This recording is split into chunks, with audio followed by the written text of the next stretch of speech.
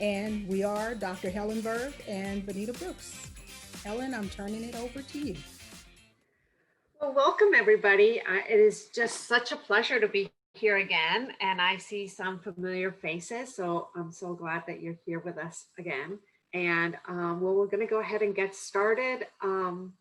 And really, I think Sarah mentioned it. This is a three-part webinar in which we build from our past webinar into our second one.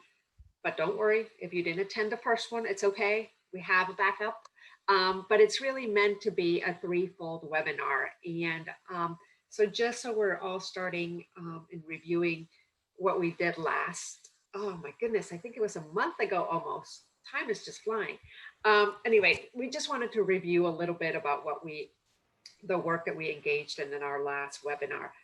But we really started with explaining a little bit cultural competence and the awareness and knowledge of cultural diversity in the classroom, and how that will enable us and promote the healthy interaction between different cultures. We had some really rich discussion around that topic in order for all of us to be sort of immersed in the technology regarding the work that we were going to engage in. We were just sort of leveraging our playing field as where do we stand, and moving forward, how do we explain ourselves in these concepts.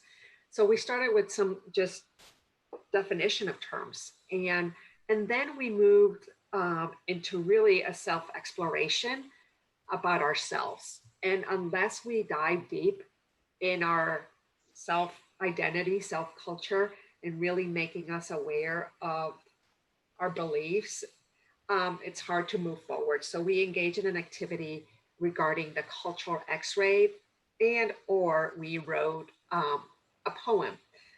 Dr. Brooks was very brave to share her poem with all of us, and some of you engaged in that work. So we had something for those that love to write in a poem, or some a little bit that did more of a drawing and exploration in a different way with the cultural X-ray. But we really emphasize that cultural competence require us to really getting to know self first. So that was sort of where we went last month, in terms of the work that we did with that webinar.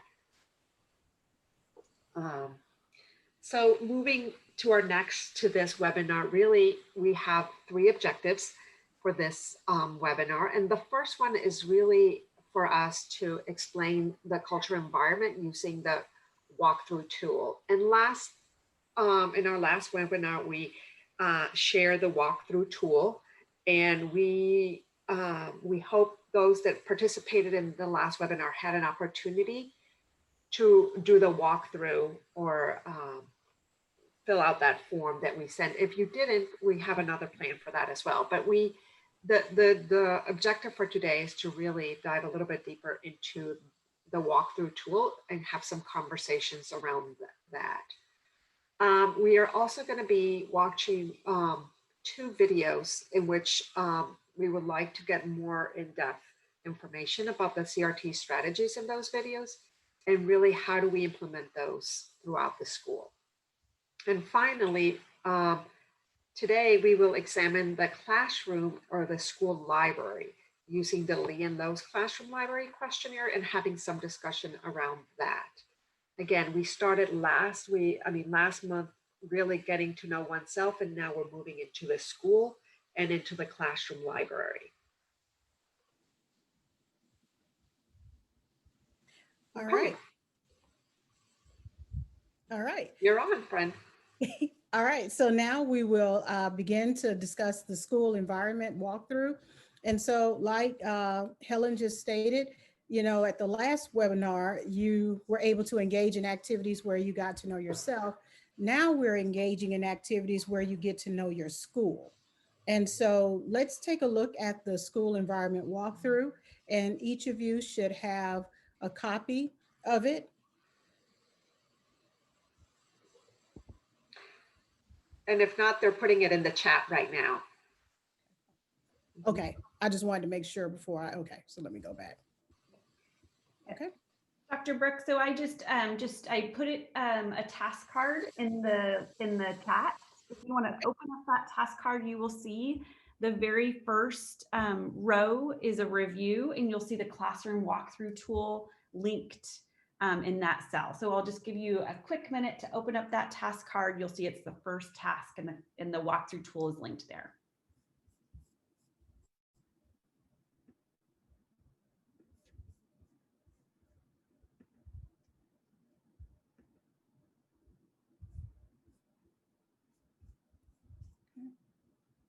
All right, and Dr. Brooks, I'll hand it back over to you. Okay. All right. So now that all of you have access to the school environment walkthrough, first let's take a look at the 4 categories. So the first category is relationships. The next one is relevance. The third one is rigor. And the final one is results. And if you have not had a chance to complete the school environment walkthrough, if you scroll to the bottom of the first page, you will notice like a Likert type scale where it's like NA and then 1 through 3. And so what we want you to do, so if you were able to complete it, what we would like for you to do is answer the question, what did you learn about your school in the following 4 categories? Relationships, relevance, rigor, and results after completing the walkthrough. Or if you are not able to complete the walkthrough, take time to read the tool, and we will give you approximately 5 minutes? 5 minutes to do so. And as you are perusing through the tool, what we want you to do is to think about how might this tool support you and your teacher candidates in the future. Okay, so we'll give you about 5 minutes to process it.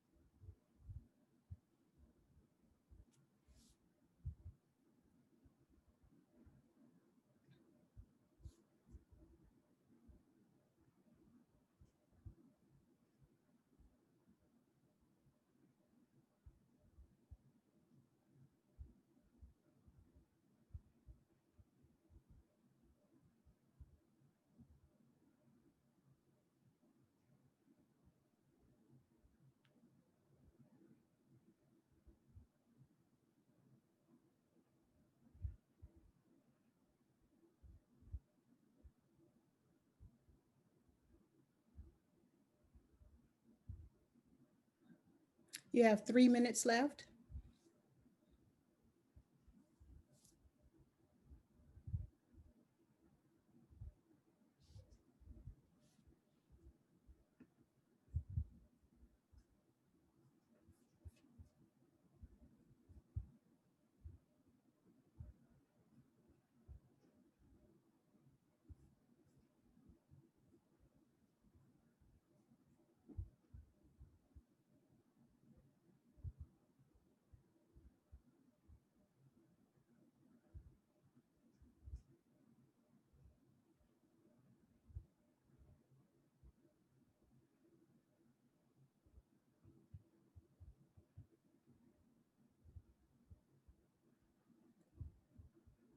Two minutes.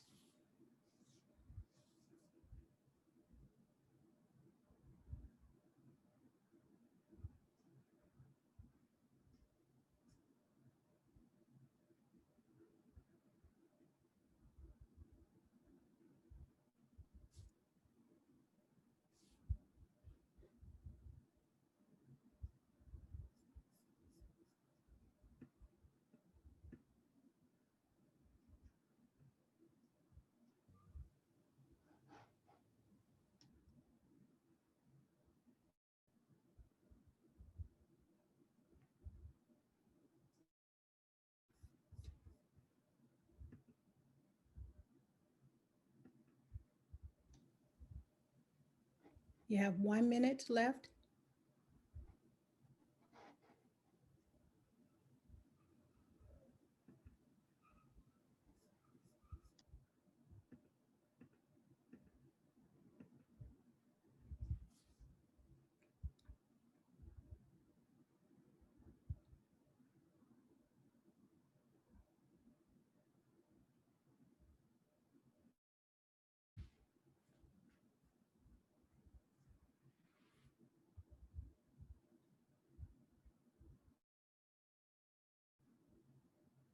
All right, Dr. Brooks, before we go into breakout groups, I saw one question about the citation for this tool. Do you want to talk about where it was developed, or did you all develop it? No, Dr. Berg, would you like to answer that question?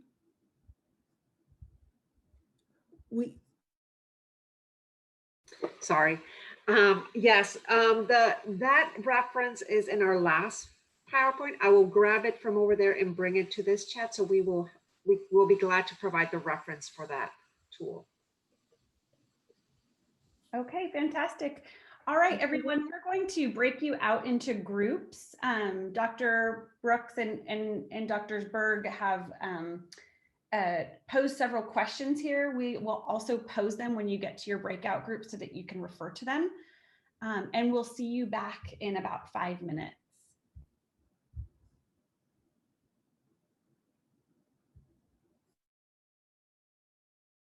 Absolutely. A lot of our teacher candidates are really, using some innovative technology to be able to display some of the student work within their just online setting. And even when they're teaching, in their classroom without some of their kids, their classroom itself is really built with the student work, with just some of the display that either in person or virtual students are submitting.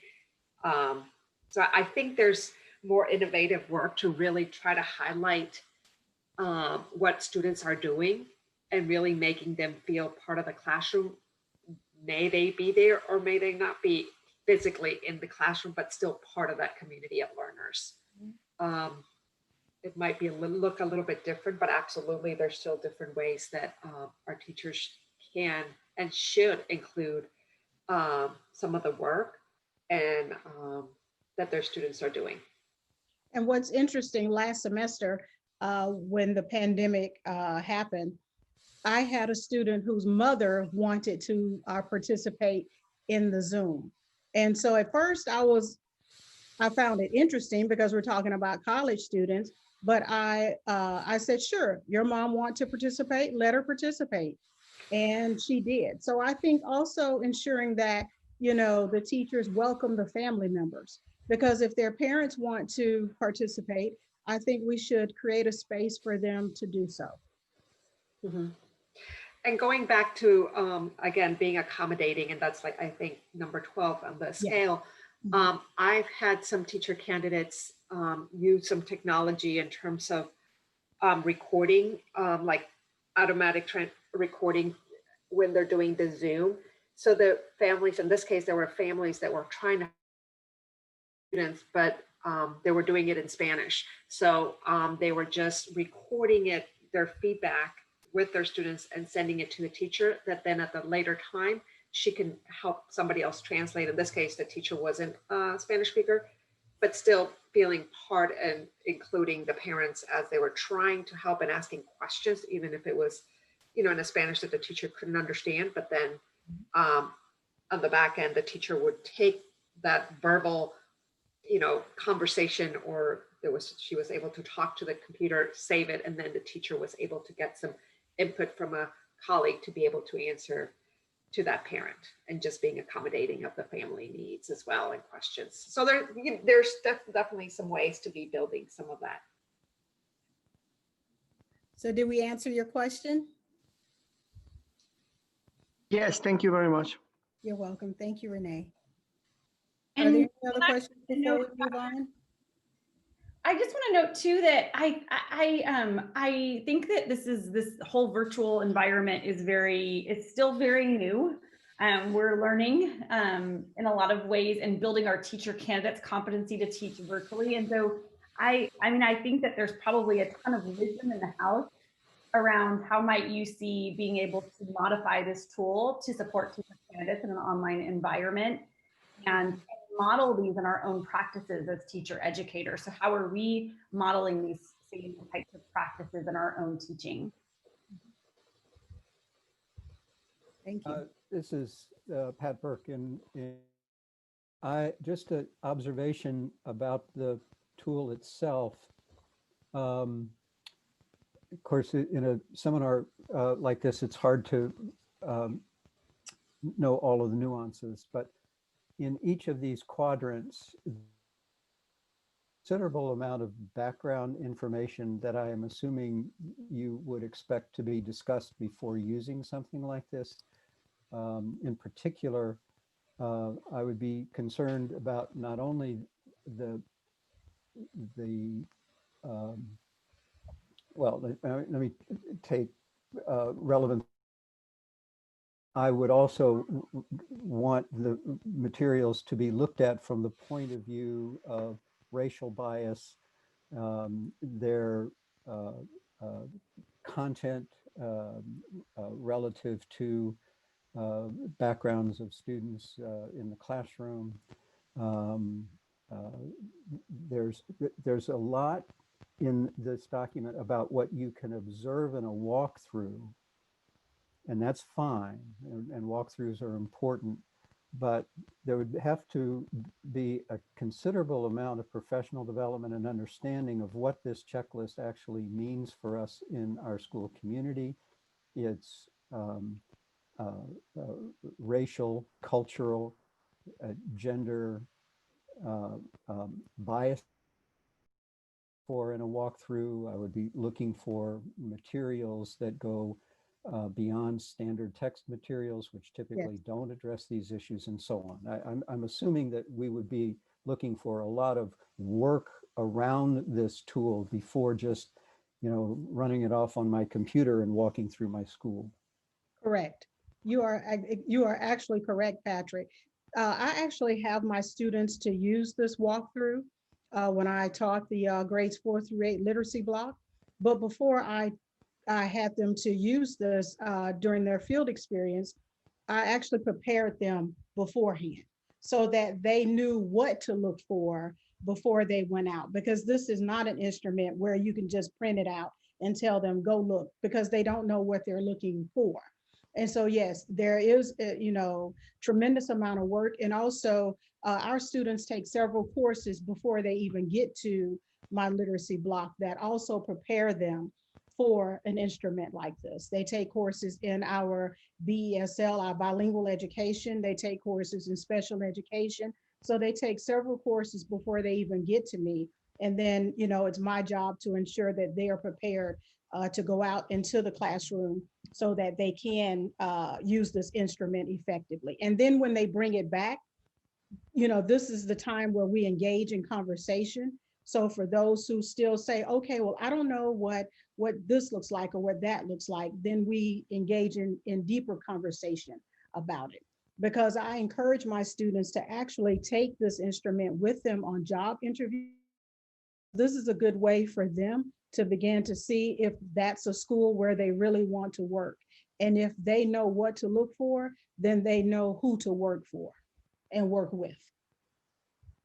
That's great. And I said, most of my work is with administrators, and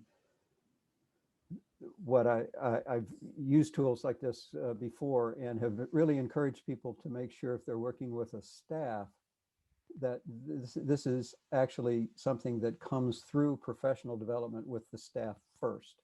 You don't just say, okay, I will be doing walkthroughs today and here's what I'm looking for, without in other words, a walkthrough process is a building wide process that is the culmination of the building of shared vision of what we should be seeing in classrooms. Exactly. Thank you. Okay. Let me see. Any other questions in the chat? Just, can I add one more comment? Yes. In the virtual world that we live in, some of these prompts could be addressed by having students look very carefully at the school and school district websites.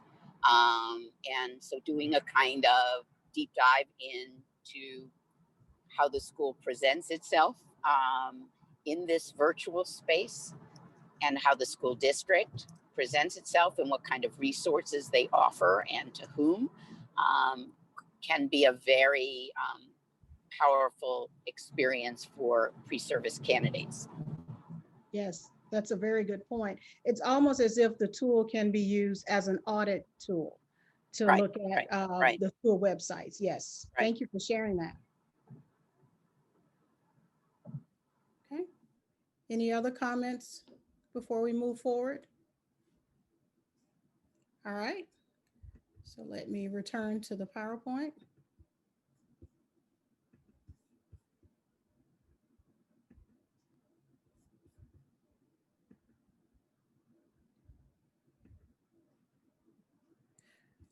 All right, so Helen, would you like to take over from here? You're on mute. Keep muting. Okay, so right now we're going to go ahead, and while my colleague is going to pull up a couple of videos, I would really appreciate if everybody takes a moment. We have a couple questions that we would love for you to ponder as we are going to be looking at two different videos. So the two different videos are going to be of classroom and of teachers doing some work with their students. So the three questions that we would love for you all to think about is, what strategies do you see implemented in the video, and what strategies do you think you would be able to implement or teach to your teacher candidates? And how, yeah, so, and then especially after thinking about the walkthrough and with the rich discussion that we just had in terms of the different components within a school, really what strategies would be most impactful in the four different categories. So I think we might be ready to be videoing the first video. They're very short videos. They're 4 minutes each. So hopefully you have some paper and pencil next to you that you are able to take some notes.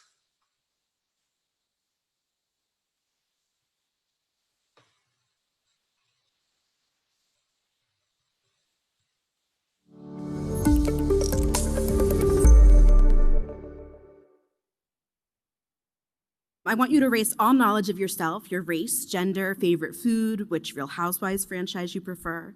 Leave all of your interests and experience at the door.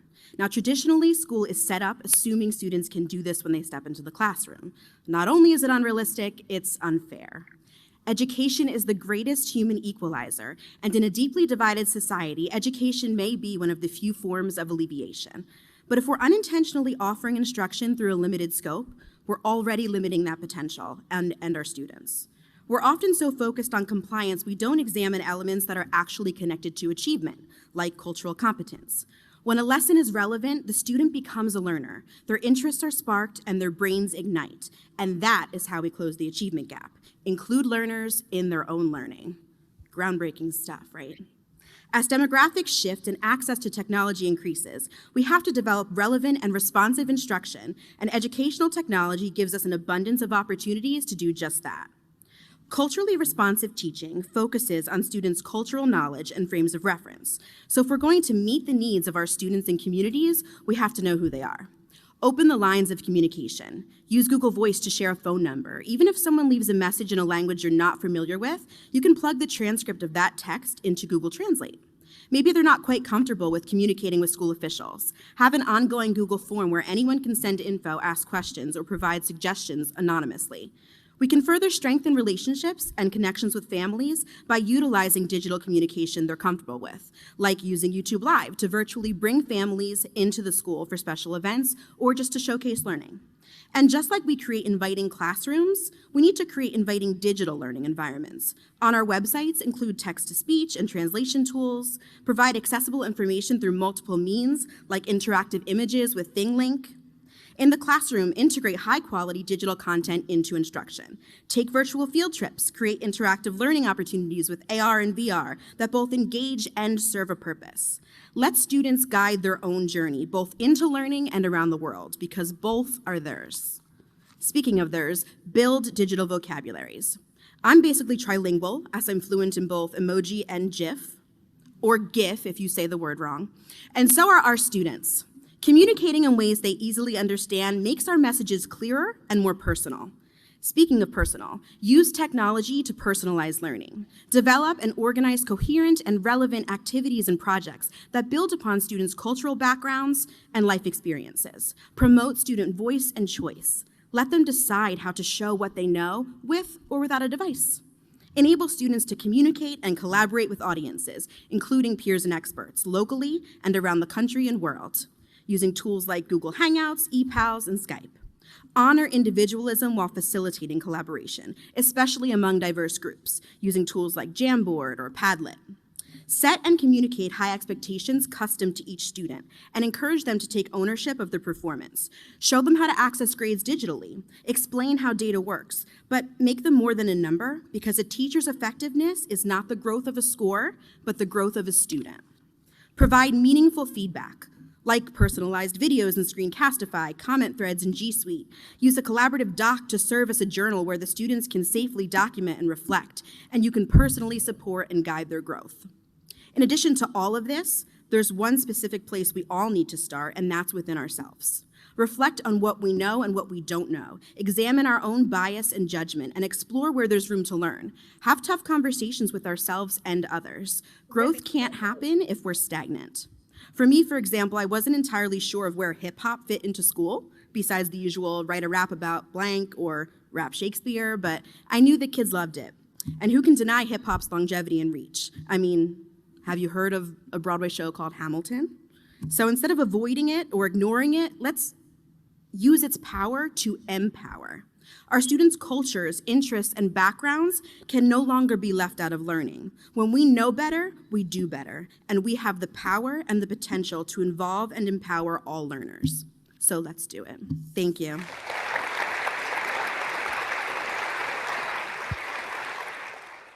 Yes. Many, I appreciate. I appreciate very much.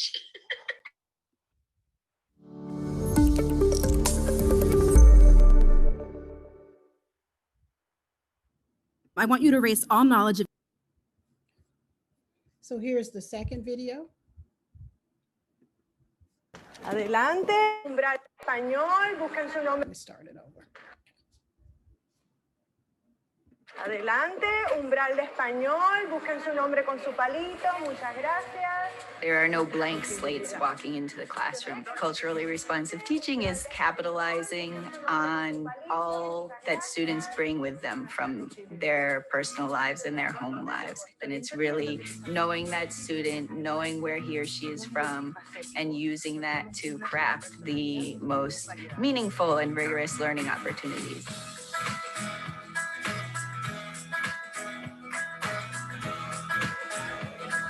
Here at Amigos, the bilingual school in Cambridge, Massachusetts, we are focused on culturally responsive, joyful education. The Burroughs or at Hammond's, where culture responsive practice really is like widening our aperture as adult educators to consider a broader perspective on what strategies can then match with our students' needs if we really want to see more equitable outcomes for our students. One of the things that we're doing to support that work and our growth as educators are learning walks.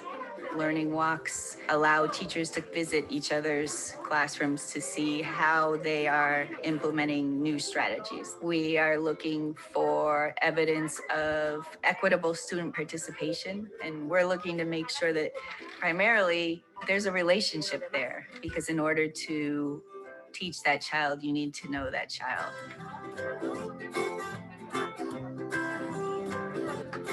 We visit the classroom, take notes using our guide. Tienen un argumento bien fuerte, bien formado. Todos participaron. We are really looking at what instructional decisions are we making that will support students to have equity of voices, rigor, and consider their different cultures and identities, and really capitalize on that for them to feel safe and authentic and a sense of belonging into our classrooms. Tessa. ¡Au! Ay, necesito evacuar. Hay bombas en todas partes. I'm really thinking about what are the different ways that one can organize the instruction so there's diversity of access points to this language in the literature, and for the students to be able to feel comfortable sharing what they know, sharing what they don't know. Como por eso dice hito en hito, como partes de su vida que lo convierten en quien es. I really thought that one of the strengths was your use of the vocabulary and then giving students the tools they needed to use it themselves.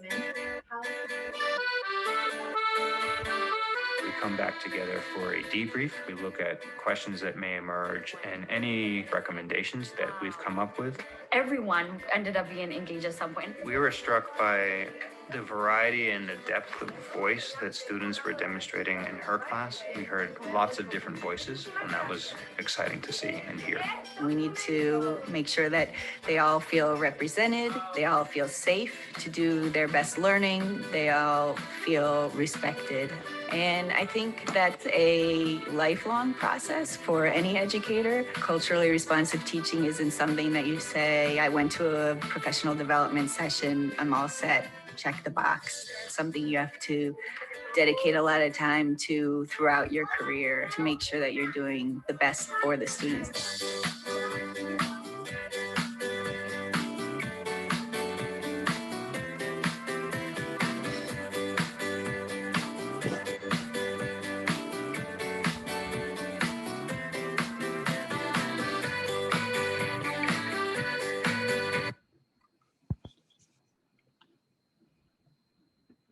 Adelante, umbral de...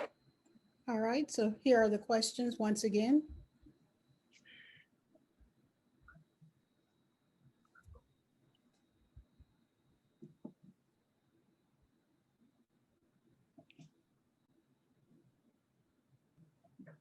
Okay, so hopefully you were able to jot them down. If not, we can put them in the chat. So let me stop sharing. And Sarah.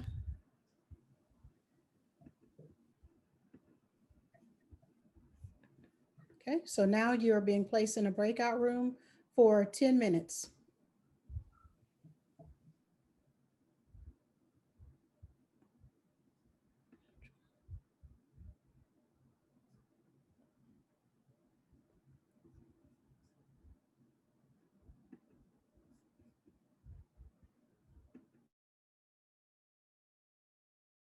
Because to me, that's how you start steering in the direction of culturally responsive teaching, when you are ensuring that the strategies you use meet the actual student's needs.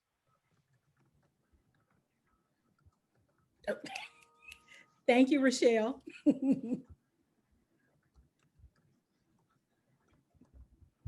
We talked about something similar, Bonita. This is Rochelle, in our group, and we were talking about how sometimes teachers and leaders can grow frustrated with maybe the lack of student engagement, especially right now in some of our online classes. And so we were kind of sharing how if we get information from students, even as simple as there's a dog that they have in the background, right? Like, oh, you have a dog too. Can you tell us a little bit, like using some of those as strengths and assets, if you will, to help form those connections. So one, like you were just saying a while ago, you can actually identify what a student's need may be, right, in a situation so that you can determine a strategy that might be appropriate. Because the blanket approach of let me just throw some strategies out there may not be appropriate for those students. So right on with that one. I appreciate you leading us in with that one. It was a great segue to what we were talking about. Thank you. Yeah. Any other comments? Okay. Well, Helen, I will put the PowerPoint back up and you can take it over. Let me go to.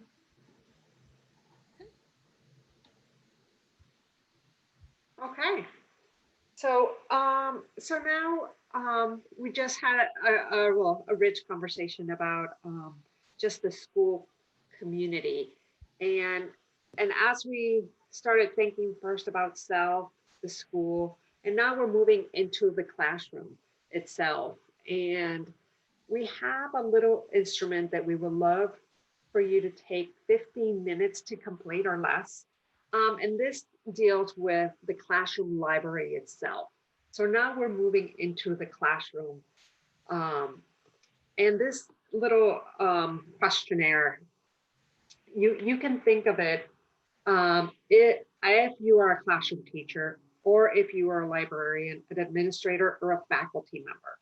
As you're looking through the questionnaire from your own lens, if you don't mind just filling out the survey, it shouldn't take very long, in terms of the classroom library.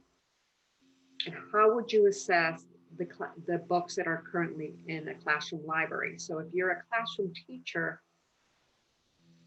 how would you assess the classroom library in that classroom? If you're a librarian, how would you assess it as a school library? As an administrator and as a faculty member, because I think we have most of our participants are either faculty members, working within an institution of higher ed. You can think of it as if in training your teacher candidates, when you go for observation, the classroom libraries that are in the classroom, or if they are planning a lesson, what type of books are they using within their lesson planning? Would be a different way to look at this as well. And I think the link is coming up. Okay, there it is. It's on the task card. So we're going to give you about 15 minutes to look at the classroom library questionnaire and fill that out. And then we're going to come back and talk about it.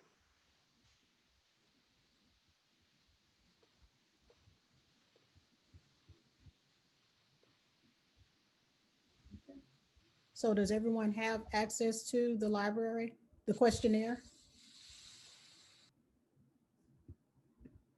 Okay.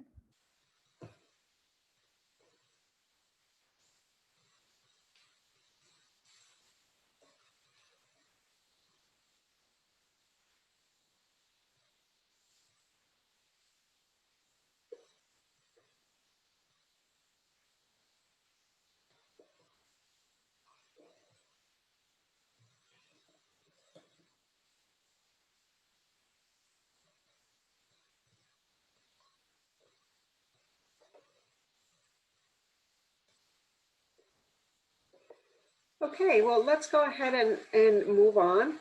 Hopefully everybody had a chance to just go through the instrument and be able to fill it in depending your role within your institution. So any thoughts that that come from this classroom library questionnaire? Comments? Oh, okay. I really appreciated sections 4 and 5 because I think it focused on like the content of the books or magazines or whatever it might be. I thought that was a really great area to reflect on. So not just what books are there, but what are the books about? That was great.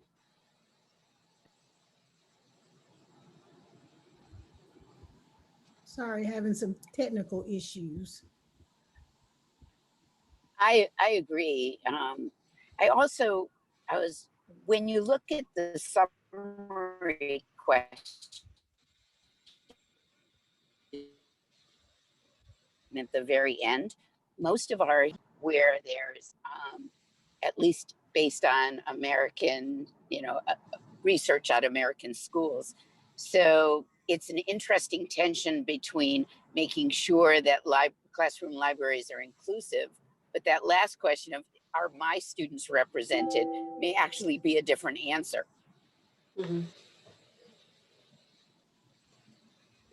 Correct. I also liked it because I think it pushes you to look at your library from different perspectives and not just saying, I have characters that are represented, but how are they represented? Family structure, do the books represent the community in which the students live? So I was for a while, I was an early childhood teacher, and some of these suggestions, I just didn't consider representation. I did consider characters, but not necessarily did it represent the community in which, or similar to the community in which I taught. So I think this is a really comprehensive way to really look at the classroom library through different layers and different perspectives. I appreciate, Keandra, you saying that I was a kindergarten teacher for many years, and being Latina and from Mexico originally, we celebrate the Day of the Dead. And I had a lot of children's books that highlighted the Day of the Dead. And some of my other colleagues always used to say, "Oh my gosh, you're talking about death with little kids." And I had books that had skeletons and just graves, and for them it was something like, little kids could get traumatized by seeing this, and really that really was something that was very representative of the kids that I taught, and celebrating the Day of the Dead, and it was completely culturally appropriate in my case with the kids that I was seeing. But some of my other teachers really felt as though in that environment, I was doing something that was not appropriate for for other kids. But again, having some of these conversations, and the books with, like you were saying, was completely appropriate for the kids that represented my classroom in that sense. But that's always something that I talk to my teacher candidates about. And if I were to show this book of dead people to somebody else, especially in a kindergarten or pre-K setting, they might find it a little bit not age appropriate, I guess the word would be. So anyway, thank you for sharing that. Anybody else? Yeah, this is Gaoyin. Go ahead. I'm sorry, I was late. I messed up with the change of time. One of the things I totally agree with our colleagues' point. And one of the things I think probably we could add to the tool and the tool bag is look into the practices and the conventions. How do we use literacy or the books from different culture? And of course, traditional and mainstream American culture, or is using the books in the classroom, bedtime reading, and blah blah blah. So there are practices from other culture. Maybe we can embrace them, and that's going to be helpful for our teachers and also for other for children from other culture to learn. Thank you for sharing that. Thank you. Someone that I would suggest that you might want to do some research, Dr. Kathy Short out of Arizona. She does a lot of research on world literacy, world literature. And so I've actually attended one of her workshops a few years ago, and learned a lot about different literature throughout the world and how to tie it in to a literacy classroom. So Dr. Kathy Short out of Arizona. But something that I really want to highlight that I think is imperative for this discussion, you have a lot of authors today who are writing, who are writing books who may not represent the culture that they're writing about. And so what I do, I tend to have my students to research the authors before they actually read the books. Because just because a book is about a particular culture doesn't mean it actually represents that culture accurately. And so I think it's very important that students research the actual authors to see what gives them license to write about a culture that they may not represent. And so I think that's something else that should also be added to the questionnaire. What gives the author the credibility to write about a culture that he or she may not represent? And so that's something that I think you should also address as well.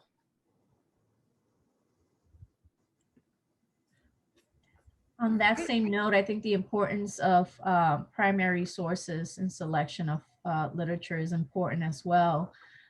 Quite often we see with good intent translated versions of a particular folktale story, like for instance, Cinderella. I've seen the version of Cinderella translated into, Japanese Cinderella, Chinese Cinderella, Spanish Cinderella, but a lot gets lost in translation. And so again, looking for resources that are primary resources, preferably written by representatives of those cultures, is where we want to guide our teaching candidates to make their selections if best possible.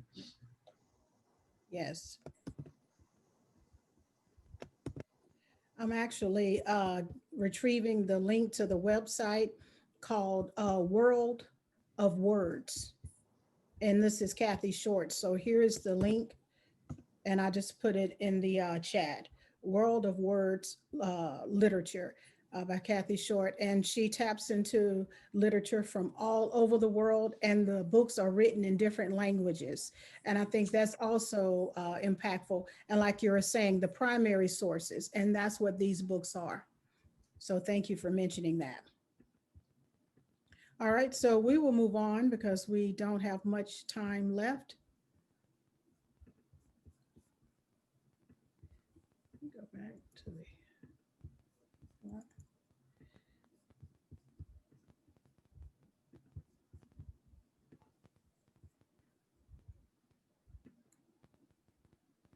All right, Helen, you're on mute.